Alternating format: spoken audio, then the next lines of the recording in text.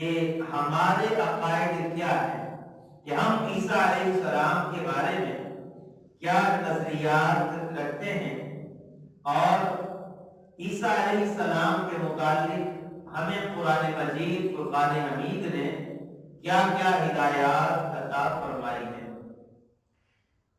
یاد رہے کہ جو عیسائی ہیں اور یہودی ہیں، یہ دونوں قسم کے ایسے لوگ ہیں، ایسے گروہ ہیں۔ ایک تو جو یہودی ہیں وہ حضرت عیسیٰ علیہ السلام سے گویا کہ نفرت کرتے ہیں، اور حضرت عیسیٰ علیہ السلام کے قتل کا منصوبہ تک بنایا انہوں نے، اور نعوذ باللہ حضرت عیسیٰ علیہ السلام کی شان میں گستاخیاں بھی کرتے ہیں۔ یہودی بھی گستاخیاں کرتے تھے، اور عیسیٰ علیہ السلام کی گستاخیوں میں اس دور میں ایک فرقہ جو اپنے طور پر خود کو مسلمان کہتا ہے مگر وہ بالاتفاق کافر و مرتد ہیں، اسلام سے ان کا کوئی تعلق نہیں، اور وہ قادیانی ہیں۔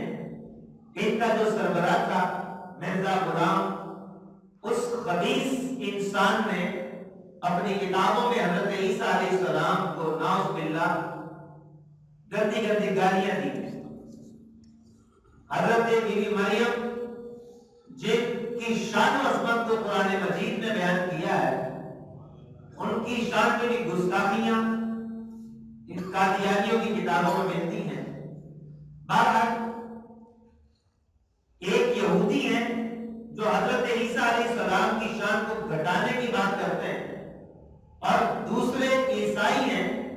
اب یہ عیسیٰ علیہ السلام کی محبت میں اتنا غلو کر دیا انہوں نے، اتنا غلو کر دیا کہ حضرت عیسیٰ علیہ السلام کو نعوذ باللہ ان کے بعض فرقے کو خدا کہتے ہیں۔ عیسائیوں کے جو مرکزی فرقے ہیں یہ چار ہیں۔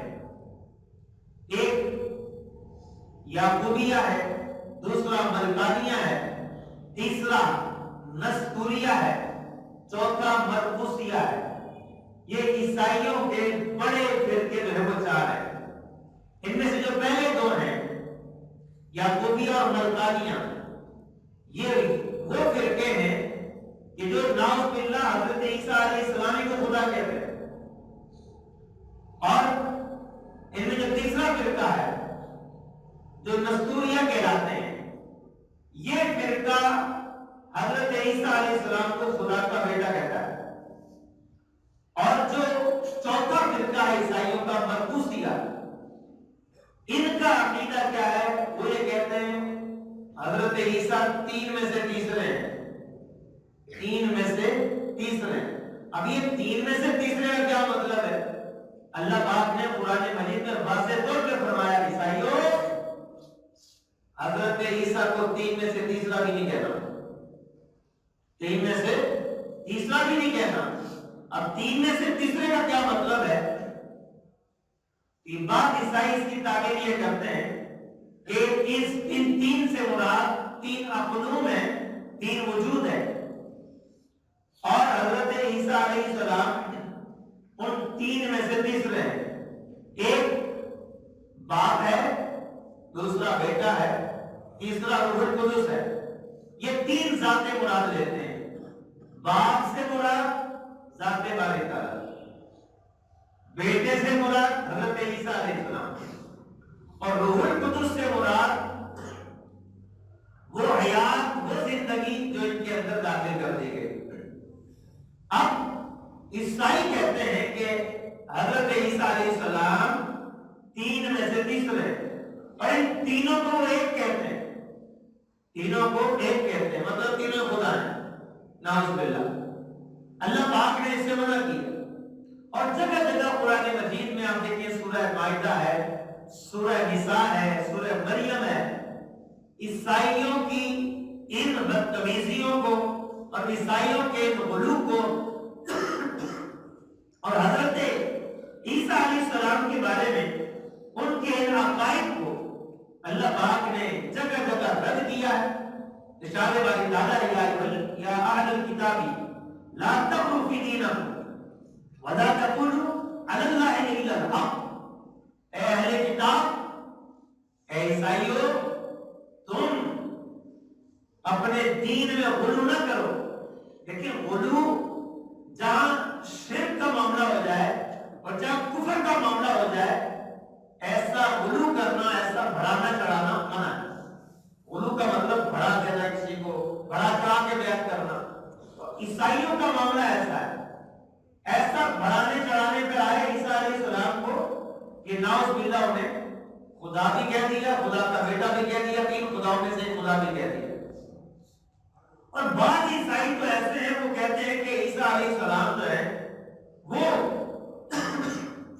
ناسوتیت، اور ایک طرف ناسوتیت کہتے ہیں، دوسرا الوہیت کہتے ہیں۔ کہتے ہیں ناسوتیت اور الوہیت کا جامع ہے، سنگم ہے۔ ناسوتیت کا مطلب ہے انسانیت، الوہیت کا مطلب ہے خدا ہونا۔ تو کہتے ہیں حضرت عیسیٰ علیہ السلام وہ ہے جو دونوں کے جامع ہیں، دونوں چیزوں کو اپنے اندر جمع کر لیا۔ ماں کی طرف سے ناسوتیت آئی ہے اور باپ کی طرف سے الوہیت آئی ہے۔ یہ باپ کسے کہتے ہیں؟ اللہ تعالیٰ کو کہتے ہیں، نعوذ باللہ۔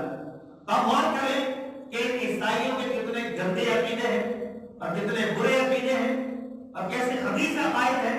اللہ پاک نے جگہ جگہ قرآن مجید میں اس سے منع کیا کہ تم نے ان کو نہ تو خدا کہنا ہے، نہ خدا کا بیٹا کہنا ہے، نہ تین میں سے تیسرا کہنا ہے، یعنی کسی بھی لحاظ سے عیسیٰ علیہ السلام کی طرف خدا ہونے کی نسبت نہیں کرتے۔ کیوں؟ جگہ جگہ اللہ پاک نے اس کو بیان بھی کیا اور رد بھی کیا کہ عیسائی حضرت عیسیٰ کو اللہ کا بیٹا کہتے ہیں، عیسائی اللہ کا بیٹا کہتے ہیں۔ اللہ تعالیٰ تو اس سے پاک ہی کہ وہ کسی کا باپ ہو، اللہ تعالیٰ اس سے پاک ہی کہ اس کی کوئی بیوی ہو۔ تو یہ ان کے عقیدے ایسے ہیں، لہذا ہمیں ان کے عقائد سے بھی دور رہنا ہے، اور عیسائیوں کے جو مذہبی تہوار ہیں ان سے بھی دور رہنا ہے۔ بڑے مسائل کھڑے ہو جاتے ہیں ایسے موقع پر آ کر، قطع نظر ان مسائل کے، میں یہ کہنا چاہتا ہوں کہ ہمیں ان غیروں کے تہواروں کی ضرورت ہی کیا ہے؟ ہمارے پاس کا تہوار نہیں، مسلمان کا تہواروں کے معاملے میں یتیم ہے؟ کیا مسلمان بانج ہے؟ کیا مسلمانوں کے پاس کوئی خوشی کا موقع نہیں آتا؟ ہم تو کہتے ہیں تمہارے پاس تو سال بعد عید آتی ہے، مسلمانوں کے پاس ہر جمعے کوئی آتی ہے۔ سال میں کتنے تہوار ہیں مسلمانوں کے پاس؟ بھئی وہ منائے، ہم نے کب منع کیا؟ ہم نے کوئی روکا کہ ٹانگ لگائی یا کوئی احتجاج کیا کہ بھئی عیسائیت تم یہ مت مناؤ، تمہارا تہوار ہے مناؤ، تمہاری جو نیت ہوگی وہی پکڑ ہو جائے گی قیامت کے دن۔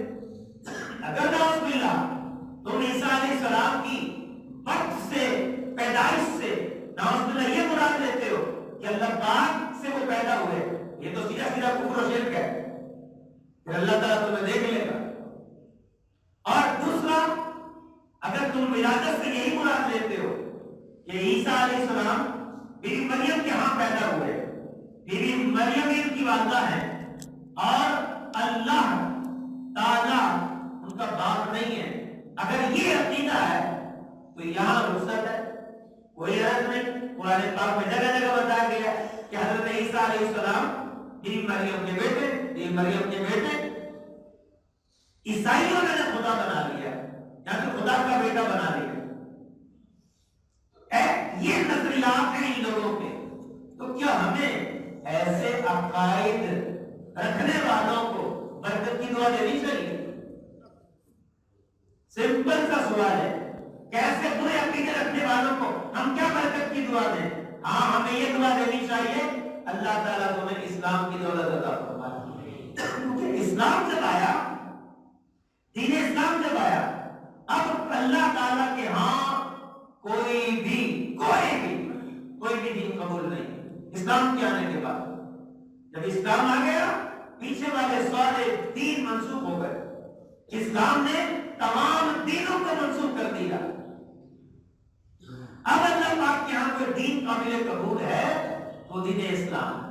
ہمیں یہ دعا کرنی چاہیے عیسائیوں کو کہ اللہ تعالیٰ تمہیں ہدایت دے، اللہ تعالیٰ تمہیں دین اسلام قبول کرنے کی توفیق عطا فرمائے، تم اسلام میں آ جاؤ۔ اب مسلمانوں کی عجیب و غریب عادت ہے، ایسا لگتا کبھی کیک زندگی میں کھایا ہی نہیں انہوں نے، بھوکے رکھے ہیں۔ بے شرمی کی بھی عادت ہوتی ہے کہ تمہیں آج کتنی کیک کھانا ہے، کیا تمہیں کیک نہیں ملتا، کیا تمہارا پیسے نہیں ہے؟ جس کے پاس پیسے نہیں ہے نماز کو میرے پاس آ جائے اسے دیتا ہوں، کیک ہی کھانا تمہیں یا ان سے ہی ان کے کھانا ہے؟ کیوں ان کے پیچھے پاگل ہو رہے ہو؟ کیوں ان کے تہواروں میں جاتے ہو؟ کیوں ان کے تہوار منانا چاہتے ہو؟ کیوں؟ کہ تمہارے پاس تہوار نہیں؟ مسئلہ پتہ کیا ہے؟ ہمارے پاس تہوار ہیں لیکن ہمیں مسلمانوں کو تہوار سیلیبریٹ کرنے کے لیے، تہوار کو منانے کے لیے اللہ اس کے رسول کے احکامات کی سامنے کہ تم نے منانا ہے اس باؤنڈری کے اندر رہ کر، اس سے باہر نہیں نکلنا۔ جائز خوشیاں کرے لیکن ہمارے مسلمانوں کو تو عیاشی چاہیے، ان کے تہواروں میں عیاشی، شراب ہے، ناچ ہے، گانا ہے، شراب کے ساتھ شباب ہے، لڑکیاں ہیں، بے حیائی ہے، بے غیرتی ہے۔ اب یہ چاہیے، شیطان نے دل میں ڈال دیا، دماغ میں ڈال دیا کہ اس کو یوں کریں گے تو یہ ہوگا یہ ہوگا۔ ہمیں ایسی مستی چاہیے جس میں گناہ ہو، ارے ایسی خوشی جس میں گناہ نہیں ہے تو مناؤ۔ اور اپنے تہوار جو ہے مسلمانوں کے، عید الفطر ہے، عید الضحیٰ ہے، عید میلاد النبی ہے، جمعے کی عید ہے، یوم عرفہ ہے، حج کا دن ہے، شب برات ہے، شب معراج ہے، یہ سارے ہمارے تہوار ہیں۔ اور سال میں بہت سارے تہوار ہمارے پاس ہیں۔ اب ہمیں منانا کیسے؟ ہمیں کہا جاتا ہے اللہ کا ذکر کرو تہوار میں، اللہ کا شکر کرو، خوشی کرو، چاہے خوشی کرو، صدقہ و خیرات کرو، غریب کا خیال رکھو۔ اب ہم نے یہ والا انداز جو ہے سیلیبریشن کا یہ منظور نہیں ہے۔ ہمیں کون سا منظور ہے؟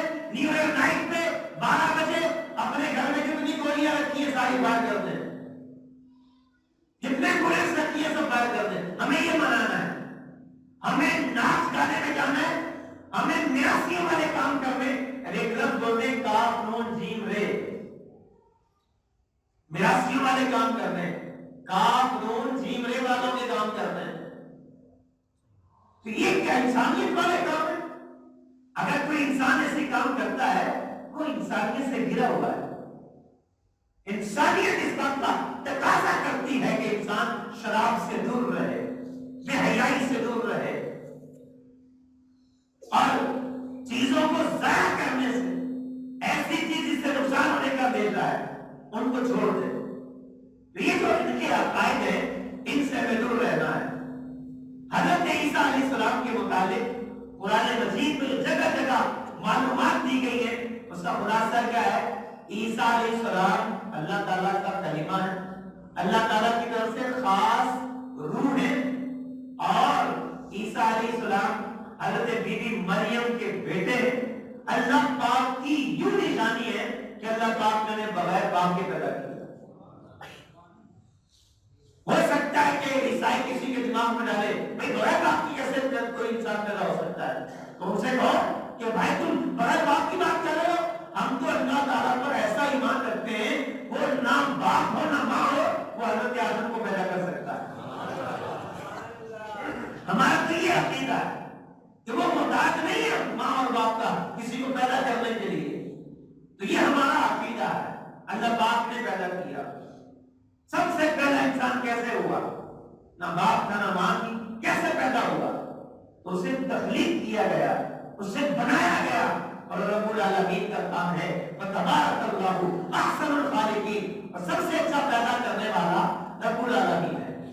یہ ہمارا عقیدہ ہے وہ اللہ تعالیٰ کے بیٹے نہیں ہیں، اللہ تعالیٰ کے برگزیدہ نبی ہیں۔ اللہ پاک کی خاص روح ہے، اللہ پاک کی طرف سے خاص روح ہے اور ایک خاص اس کی نشانی ہے جسے اللہ پاک نے بی مریم کی طرف جبریل امین علیہ السلام کے ذریعے بھیجا۔ اور ہمارا یہ بھی عقیدہ ہے عیسیٰ علیہ السلام ابھی ان کو وفات نہیں ہوئی، وہ قتل نہیں ہوئے، اور ان کے ہاں دیکھو ان کے گرجا گھروں میں جا کر نعوذ باللہ سلیب کا نشان گلے میں بھی ملے گا اور گھر کے گرجا گھروں میں ملے گا۔ اس پہ سلیب کیا ہوتی ہے؟ سلیب ایسی لکڑی کو کہتے ہیں جس پہ کسی کو پھانسی دی جاتی تھی اور اس پہ موت کے گھاٹ اتار دیا جاتا تھا۔ یہودیوں نے عیسیٰ علیہ السلام کو قتل کرنے کا منصوبہ بنایا۔ جب یہودی پہنچے اس مکان کے پاس جہاں حضرت عیسیٰ علیہ السلام موجود تھے تو یہودیوں میں سے ایک بندہ اس مکان میں گیا اندر۔ قرآن پاک میں اللہ پاک نے فرمایا کہ ہم نے حضرت عیسیٰ کو اونچی جگہ پہ اٹھا لیا، چوتھے آسمان کی طرف بلند جگہ پہ اٹھا لیا، اور آگے قرآن پاک کیا فرماتا ہے؟ وما قتلوہ وما صلبوہ ولکن شبیہ لہ۔ کیا اللہ پاک کے اس فرمان کو ہم نے کبھی نہیں پڑھا؟ کیا ہم نے نہیں سنا؟ اللہ پاک کیا فرماتا ہے؟ وما قتلوہ وما صلبوہ ولکن شبیہ لہ۔ نہ تو یہودیوں نے عیسیٰ علیہ السلام کو قتل کیا ہے نہ انہیں پھانسی دی ہے، ولکن شبیہ لہ۔ وہ جو بندہ اندر گیا تھا نا یہودی، اللہ پاک نے اس کی شکل ہی حضرت عیسیٰ علیہ السلام جیسی کر دی۔ جب وہ باہر نکلا نا بتانے کے لیے تو وہ یہودیوں نے دیکھا کہ یہی عیسیٰ، عیسیٰ سمجھ کر اس یہودی کو یہودیوں نے مار دیا۔ اب عیسائیوں کیا مشہور ہو گیا، انہوں نے عقیدہ بنا لیا کہ حضرت عیسیٰ علیہ السلام کو یہودیوں نے قتل کر دیا، لیکن قرآن پاک نے واضح کر دیا نہ تو قتل کیے گئے، شہید کیے گئے، اور نہ ہی انہیں پھانسی دی گئی۔ ہاں ایک کی شکل بنا دی گئی، ایک کی شکل ان جیسی بنا دی گئی اور انہیں اونچے مکان پر، اونچے مکان کی طرف یعنی آسمانوں کی طرف اٹھا لیا گیا۔ اور ہمارے نبی کریم صلی اللہ علیہ وسلم نے یہ ہمیں بشارت دی ہے کہ قیامت سے پہلے عیسیٰ علیہ السلام ضرور تشریف لائیں، اور ہمارا عقیدہ ہے کہ وہ تشریف لائیں گے اور نبی تو ہو گئے وہ، لیکن امتی بن کر پڑھائی انجام دیں گے، دین مصطفیٰ کی تبلیغ کریں گے۔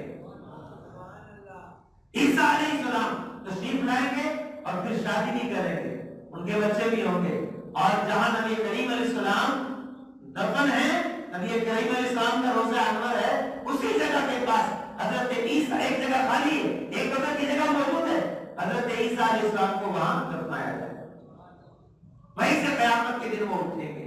ابھی وہ زندہ ہیں، یہ ہے مسلمانوں کا عقیدہ۔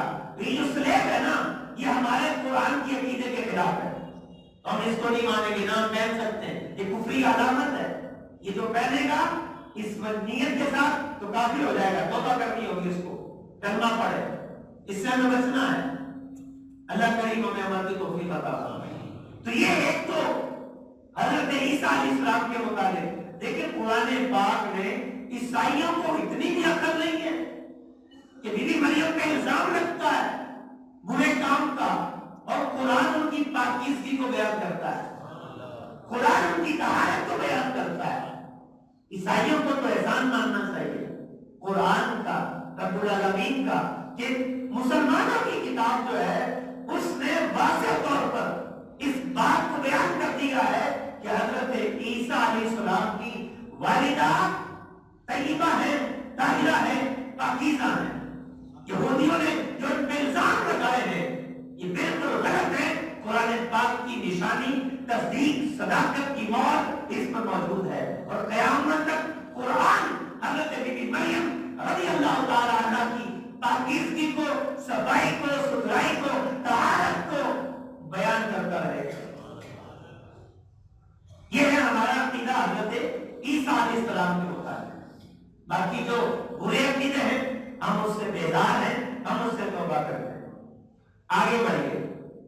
آج 25 دسمبر قائد اعظم محمد علی جناح کا بھی دن منایا جاتا ہے۔ قائد اعظم محمد علی جناح کے بارے میں بہت سارے فلسفے مشہور ہیں، جو کتابیں ہم نے پڑھی ان سے تو ہمیں یہ پتہ چلا کہ قائد اعظم محمد علی جناح کے پاس اصل میں پڑھ کے وہیں سے آئے تھے، انگریزوں کے ہاں وہی پڑھا انہوں نے، تعلیم و تربیت وہی ہوئی، وہی کا اسٹائل، وہی کا انداز، لیکن جب وہ یہاں بر صغیر میں آئے ہندوستان میں اور پھر قرآن پاک کو پڑھا، قرآن پاک کے 3 سے 4 نسخے انگریزی ترجمے والے ایک قائد اعظم محمد علی جناح کے پاس تھے۔ ان کے جو قریبی ساتھی تھے وہ بیان کرتے ہیں کہ قائد اعظم قرآن پاک کو پڑھتے اور ایک آیت پڑھتے اور پڑھ کر پھر اس پہ بار بار غور کرتے اور آنکھوں سے ان کی آنسو جاری ہو جاتے، اور قائد اعظم یہ کہا کرتے تھے کہ ہماری ساری مصیبتوں کا حل، ساری مشکلات کا حل قرآن پاک میں۔ آج لوگ کہتے ہیں ہمیں قائد اعظم کا پاکستان چاہیے۔ کون سا پاکستان چاہیے؟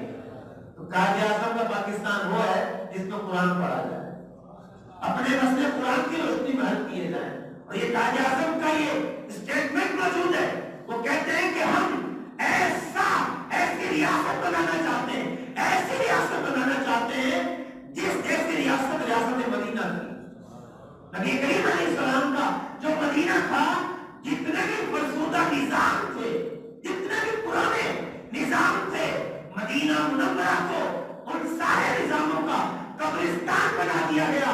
تو ہم بھی ہندوستان بڑے صغیر میں ایسی ریاست بنائیں گے کہ جہاں پر لبرلزم، سیکولرزم، ماڈرنزم، امریکنزم، روسزم اور جتنے بھی طرح کے نیشنلزم ہیں اور جو سیکولرزم ہے، لبرلزم ہے، ہم تمام کا اس وطن کو قبرستان بنا دیں گے۔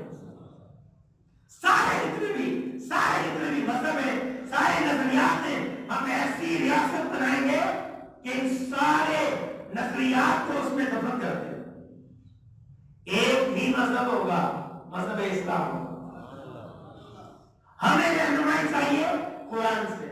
کسی نے پوچھا کیا کوئی لا بنایا ہے، کوئی قانون بنایا ہے نئی ریاست کے لیے؟ قائد اعظم نے کیا کہا؟ بالکل، ہمارے پاس قرآن پاک موجود ہے، قرآن پاک کے ہوتے ہوئے ہمیں کسی اور قانون کی ضرورت نہیں۔ تو قرآن پاک بھی پڑھتے تھے، نماز بھی پڑھا کرتے تھے، بہت سارے شواہد موجود ہیں، حتیٰ کہ تصویریں موجود ہیں۔ یہ آپ کے پاس عیدگاہ جو ہے حضرت کا بخاری رحمۃ اللہ علیہ کے مزار کے ساتھ، شہر کا عید کا سب سے بڑا اجتماع یہی ہوتا تھا، سب سے بڑی عید کی نماز یہی ہوتی تھی، یہ مرکزی عیدگاہ تھی۔ اور پاکستان بننے کے بعد جو پہلی عید کی نماز ہوئی ہے، سفیر پاکستان قائد ملت اسلامیہ شاہ احمد نورانی رحمۃ اللہ علیہ کے والد مولانا عبدالرحیم صدیقی میرٹھی، جو امام احمد رضا خان اعلیٰ حضرت کے خلیفہ ہیں، وہ مدینے میں تھے۔ تو قائد اعظم نے آپ کو وہیں سے بلوایا اسپیشل کہ آپ یہاں آئے، کہ آپ پاکستان بننے کے بعد جو عید کی نماز پہلی ہوگی وہ آپ نے پڑھا دی۔ انہوں نے پہلی عید کی نماز پڑھائی، اور قائد اعظم محمد علی جناح نے عید کی نماز صرف وہی نہیں، اس کے بعد جو ان کو عیدیں ملی ہیں وہ بھی یہی آپ نے پڑھائی ہیں۔ وہ درس نام سے کچھ شخص بعد میں خطیب آئے تھے، ان کے نام پر درس آتا تھا، درس ایک کاسٹ ہے، اور یہ اپنا میرپور خاص سے ٹنڈوالا یاد ہے، میرپور خاص سے پہلے یہاں یہ پوری جو ہے فیملی، یہ 10 نام کی فیملی یہاں رہتی ہے، بہت سے لوگوں کی بھی آباد ہے، کراچی میں ہی موجود ہے۔ تو وہ تھے، وہ یہاں پر خطیب تھے، اور قائد اعظم ان کی ابتدا میں عید کی نماز پڑھا کرتے تھے۔ کئی کتابوں کے اندر بہت سے ناقابل تردید شواہد ہیں کہ قائد اعظم نماز بھی پڑھا کرتے تھے، اور جہاں کو موقع ملتا وہ نماز ادا کیا کرتے تھے۔ تو قائد اعظم کے پاکستان میں قرآن ہونا چاہیے، نماز ہونی چاہیے۔ ایک مرتبہ یونیورسٹی کے، علی گڑھ یونیورسٹی کے کچھ اسٹوڈنٹ قائد اعظم کے پاس بیٹھے ہوئے تھے، ایک نے جو جس کو اہل سنت سے خار تھی، وہ تھا طالب علم لیکن سنی نہیں تھا، اہل سنت کے اپوزٹ تھا، اس نے ایک سوال کر دیا، کہنے لگا آپ حضرت عمر کے بارے میں کیا کہتے ہیں؟ قائد اعظم نے انگریزی میں جواب دیا، اس کا خلاصہ یہ ہے، کہا کہ بھائی اگر عمر فاروق کو الگ کر دو گے بچے گا کیا؟ ان کو الگ کر دو گے باقی بچے گا کیا؟ تو پتہ چلا وہ سنی مسلمان تھے، قائد اعظم سنی مسلمان تھے۔ خود ان سے پوچھا کہ آپ کو کھوجا کھوجا کہتے ہیں؟ یہ غلط پروپیگنڈا میرے خلاف، ہم جو ہے ہمارے جو آبا اور دادے بڑے ہیں وہ غوث پاک رحمۃ اللہ علیہ کی اولاد میں سے ایک بزرگ تھے عبد الرزاق، ہمارے بڑے ان کے ہاتھ پر بیعت ہوئے تھے، مسلمان ہوئے، اور ہمیں خواجہ کہا جاتا تھا، خواجہ، لیکن وہ آگے چل کے خواجہ سے کھوجا ہو گیا، پھر قائد اعظم کا اپنا اسٹیٹمنٹ موجود ہے۔ تو اس لیے قائد اعظم کا مسلک، قائد اعظم کا مذہب موقف قرآن، ایک امت کا خواب ان کا، اور ایک قرآن کو فالو کرنا، قرآن کی تلاوت کرنا، قرآن سے اپنے مسائل کا حل نکالنا، یہ قائد اعظم کی خواہش تھی، قائد اعظم کی تمنا تھی۔ لیکن بعد والوں نے جو سکون کے ساتھ اشر کیا ہے سب کو پتا ہے، کئی لوگوں نے ان کی جماعت کے نام پر آج کی جماعتیں بنا رکھی ہیں، اور 5 جماعتیں ہو گئی اس نام پر، اور جو ان کا ستیہ ناش کیا ہے سب نے مل کے، سب کو پتا ہے کیا ہوا ہے۔ کہتے ہیں ہر ایک کا نعرہ ہے، ہر سیاسی جماعت کہتی ہے ہم قائد اعظم کا پاکستان چاہتے ہیں، قائد اعظم کا۔ قائد اعظم تو کہتے ہیں قرآن کے اصول نافذ کرو، تم سود ختم نہیں کر سکتے، تم تو بینک پر بینک بنا رہے ہو اور اس میں سودی نظام تم نے راج کیا ہوا ہے، تم نوجوانوں کو کہتے ہو ہم قرضہ دیں گے اور سودی قرضہ دیتے ہو۔ اور علماء موجود ہیں، مفتیان اسلام موجود ہیں، مفتی اعظم پاکستان موجود ہیں، پوچھو ان سے کہ ہمیں کون سا طریقہ اختیار کرنا ہے کہ ہم قرضہ دیں اور فائدہ بھی ہو جائے۔ اسلام میں طریقے موجود ہیں، سود کے علاوہ بھی طریقے موجود ہیں، علماء بتائیں گے تمہیں جائز طریقے سے تمہیں کیسے مل سکتا ہے، تو آپ اپنا حل پیش کرو، حل لے لو اور اس کے مطابق نظام کو چلاؤ۔ اللہ پاک ہمیں صحیح معنوں میں مسلمان بنا، صحیح معنوں میں قرآن و سنت کا فہم عطا کر دے۔ اللہ تعالیٰ ہمیں اپنے عقائد پر مضبوطی کے ساتھ چلنے کی توفیق عطا فرمائے۔